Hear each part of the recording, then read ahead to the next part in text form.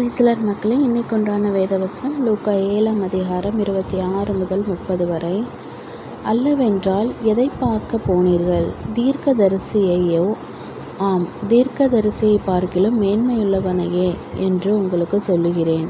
இதோ, நான் என் தூதனை உமக்கு முன்பாக அனுப்புகிறேன். அவன் உமக்கு முன்னே போய் உமது வழியை ஆயத்த பண்ணுவான் என்று எழுதிய வாக்கியத்தால் குறிக்கப்பட்டவன் அவன்தான். ஸ்ரீனிடத்திலே பிறந்தவர்களின் யோனாஸ்தானனை பார்க்கிலும்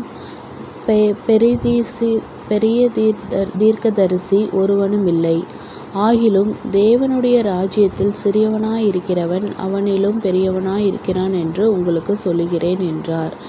யோவானுடைய உபதேசத்தை கேட்ட ஆயக்காரர் முதலான சகல ஜனங்களும் அவனாலே ஞானஸ்தானம் பெற்று தேவ நீதிபரர் என்று அறிக்கையிடுகிறார்கள்.